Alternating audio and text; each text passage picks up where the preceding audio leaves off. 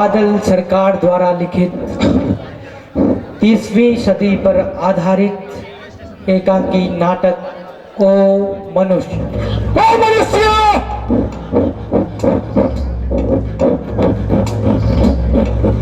सुनो सुनो, 30वीं शताब्दी के मनुष्यों, मेरी बात दरवाजा खोलो।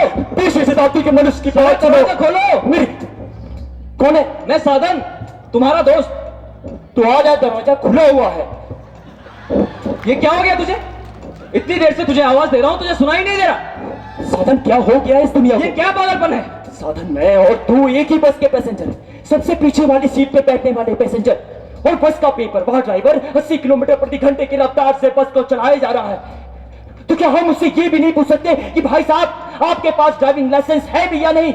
आखिर मांझना क्या है सरक? साधन, पूरा का पूरा देश, जहां के मनुष्यों ने हड्डियों मांस मज्जा तक भुगता है, रक्त की हर एक बूंद देकर सींचा है। अपने अकेले का रक्त नहीं, बल्कि माँ बाप, भाई बहन, बेटा बेटी, सबका सम्मिलित रक्त। एक नहीं, दो नहीं, पूरे 6-6 वर्ष। किसने? हम मनुष्यों ने साधन, तेरे जैसे मेरे जैसे मनुष्यों ने। ये किस दुनिया में उलझे हुए हो सरक? विनाश की दुनिया में, सारे संसार के विनाश की दुनिया में। ये देखो, ये क्या है? दस्तावेज है मानव प्रगति के। मुझे तो किसी ऐतिहासिक युद्ध के लगते हैं। इराक, ईरान, पाकिस्तान, अफगानिस्तान, उत्तरी कोरिया, दक्षिणी कोरिया, हिरोशिमा और नागासाकी। हिरोशिमा और नागासाकी। हाँ, ये तो 60-70 सालों की बात है, भूतकाल की घटना। और आज की नई पीढ़ी न तो इन्हें युद्ध से कोई मतलब है, और ना ही ये युद्ध की सोचते हैं, और ना ही इन्हें युद्ध से डर लगता है। आज की युवा पीढ़ी, अरे कुछ नशे में रहते हैं, कुछ मजे में रहते हैं, कुछ रक्त के आनंद के लिए छुरे चलाते हैं, आतंकवादी बन जाते हैं, पथराव करते हैं। कुछ धर्म के नाम पे लड़ते हैं, कुछ जात के नाम पे लड़ते हैं, कुछ रंग के नाम पे लड़ते हैं, कुछ वर्ण के नाम पे लड़ते हैं, और तो और साधन, कुछ अपने हक के लिए ना दूसरों का हक छीनते हैं। बच्चे कुचे सड़कों पे निकल के चिल्लाते हैं कि हमें युद्ध नहीं चाहिए, हमें युद्ध नहीं चाहिए। असल में इन सब का कारण एक ही है। कौन सा कारण? इनसिक्योरिटी, सुरक्षा का अभाव। और वो सब समाप्त हो सकता है क्षण भर में। कैसे? एक शब्द है, एटम बम। ओ, तो एटम बम पर रिसर्च चल रही है आजकल।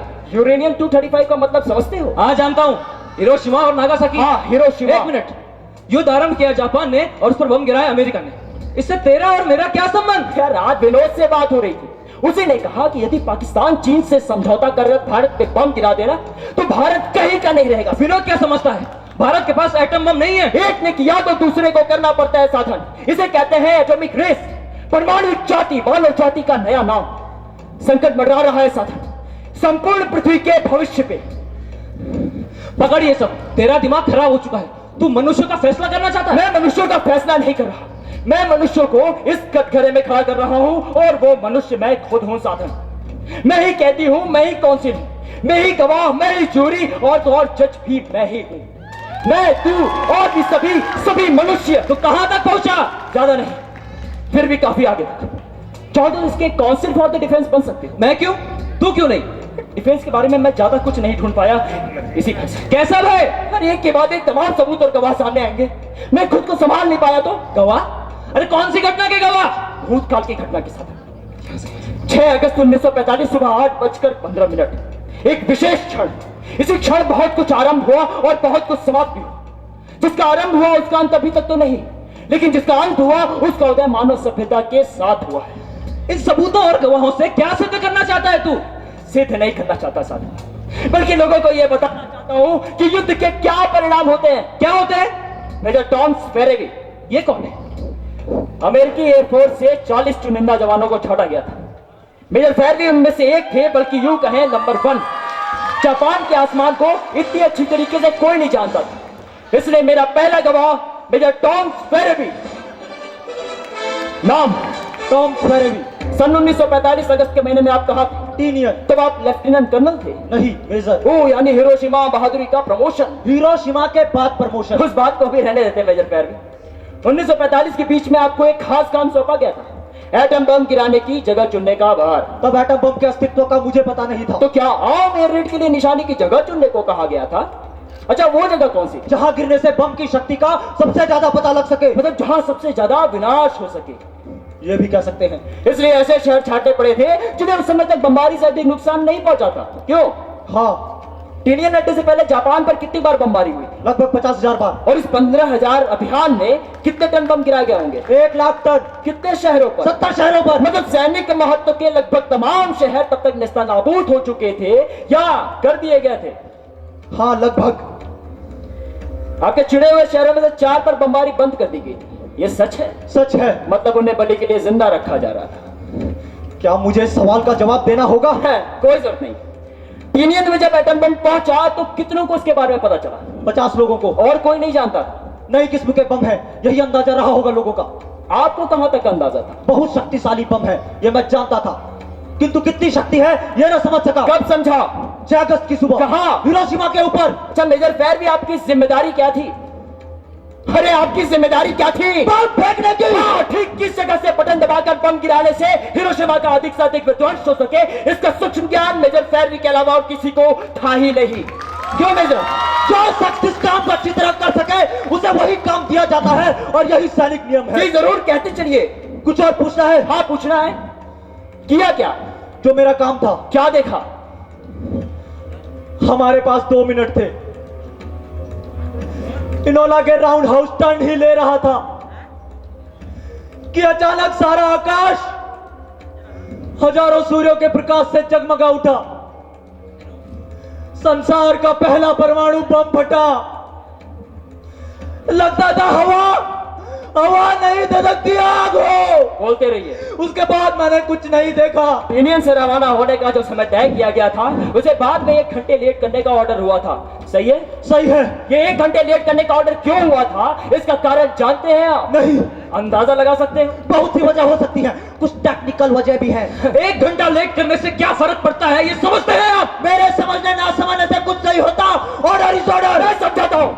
7:15 पर शहर के सबक से लोग अपनी अपनी ड्यूटी पर आने की तैयारी में थे। हिरोशिमा के ऑफिस और कारखानों में काम करने वाले शहर से बाहर के लोग ट्रेनों और बसों से शहर आने की तैयारी में थे। हिरोशिमा के दफ्तर और कारखाने तब भी निर्जन पड़े थे और 1 घंटे बाद 8:15 पर हजारों लाखों लोग ठीक उसी जगह जमा होने।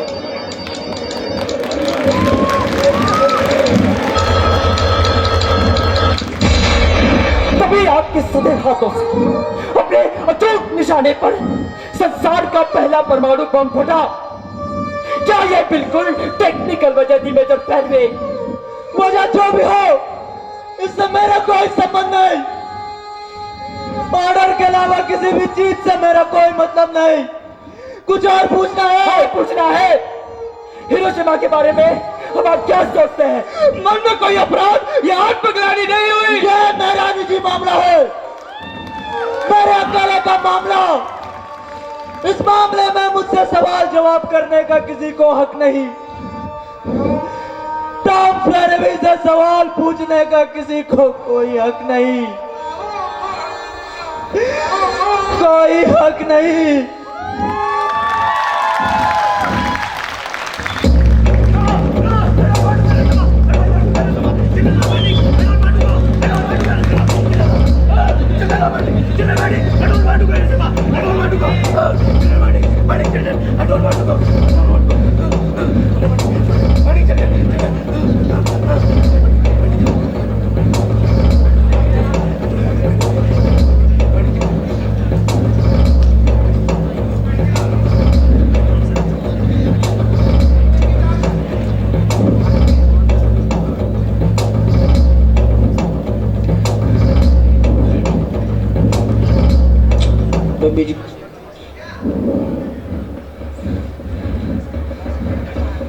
अब धरा पर घूमते हैं नर्क शासन की तरह।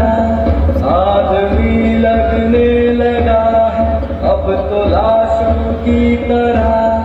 आत्मा ही आदमी की मर गई है क्या भला?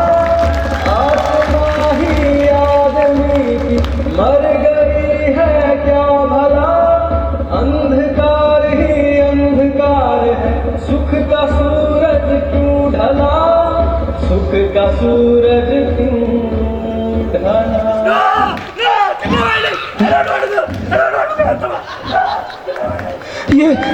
ये कौन था? मेजर क्लॉड इथरली, हिरोशिमा पे बम गिराने वाले प्लेन के लीड पायलट। 23 साल की उम्र में 33 कामयाब उड़ानें भरी थी। क्या मैं उनसे मिल सकता हूँ? नहीं, अब घटना अनुष्ठान से पहले ही बाहर भाग निकला। सुनाया वो किसी जेल में। खैर छोड़ो, तुम ये लो। Albert Einstein? हाँ, ये वही पत्र है जो प्रोफेसर अल्बर्ट आइंस्टाइन ने लिखा था। तो क्या तुम अब उनको भी कटघरे में खड़ा करोगे? क्यों नहीं साधन? हिरोशिमा पर जो बम गिराया गया था वो प्रोफेसर अल्बर्ट आइंस्टाइन के दिए गए ऊर्जा के सूत्र E=mc² से बना था। इसलिए उनसे भी पूछताछ होगी कि उनकी खोज का परिणाम इतना विध्वंसक हुआ तो उन्हें कैसा लगा। ठीक है, अगला गवाह प्रोफेसर अल्बर्ट आइंस्टाइन। हाँ हाँ, वो पत्र मेरा था। उस दिन कौन कह सकता था कि चुप बैठे रहो, आग से मत खेलो। तब सारा संसार ही आग से जल रहा था। तब मुझे क्या अधिकार था कि जो कुछ मैं जानता हूं वो औरों को जानने से रोकूं। एक और भी पत्र लिखा था मैंने, प्रेसिडेंट रूजवेल्ट के नाम, पहले पत्र के ठीक 5 वर्षों बाद। एक और पत्र? हाँ, 1945 के अप्रैल में। इस पत्र में क्या था?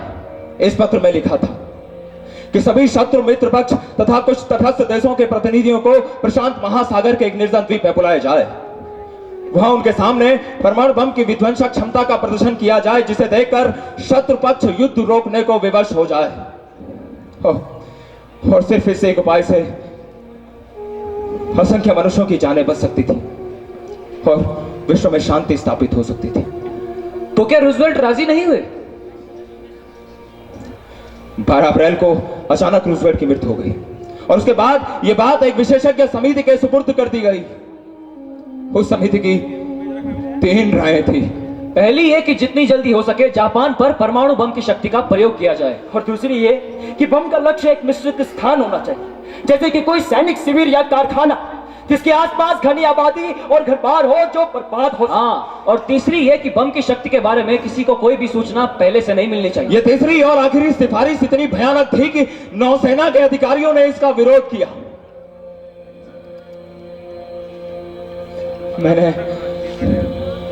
मैंने हिरोशिमा के फोटोग्राफ्स देखे हैं। अगर इस सब का मुझे पहले अनुमान होता तो मैं वैज्ञानिक नहीं बनता, कहीं मिस्त्री ही बना रहता। हाँ, मैं समझता हूं कि युद्ध काल में मनुष्य को मारना हत्या के बराबर ही है। फिर भी युद्ध न हो इसके लिए जब तक संसार के विभिन्न राष्ट्र आपस में सहयोग नहीं करते, जब तक उनके आपसी झगड़े शांतिपूर्ण और वैधानिक ढंग से नहीं सुलझाए जाते, तब तक उनको युद्ध के लिए तैयार रहना ही पड़ेगा। बर्बर से बर्बर अस्त्र बनाने पड़ेंगे। और आज के युग में युद्ध का मतलब है सारे संसार का विनाश। हाँ, सारे संसार का विनाश। विज्ञान के इस लंबे इतिहास में वैज्ञानिकों की सबसे बड़ी भूल क्या है जानते हो?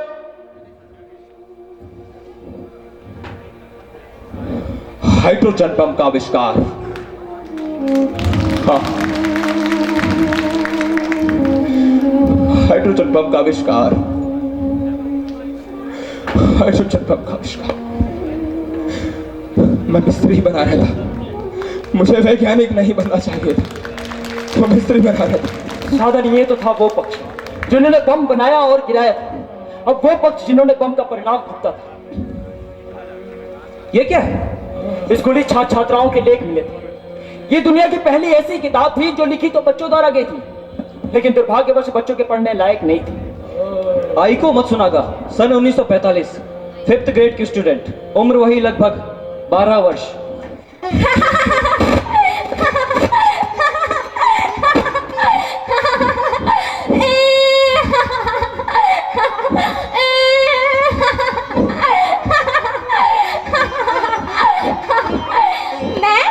मैं माँ के साथ खाना खा रही थी।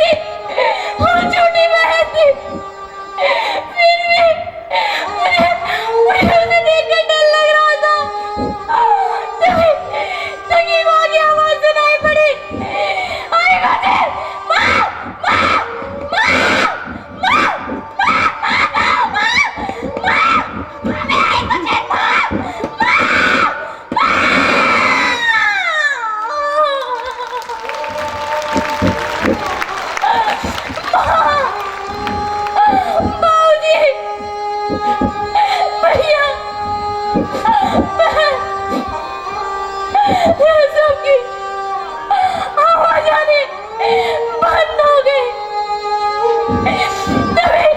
तभी मैं चिल्लाया, निकला निकला यहाँ से, नहीं तो मर जाएंगे। निकलो तभी, नहीं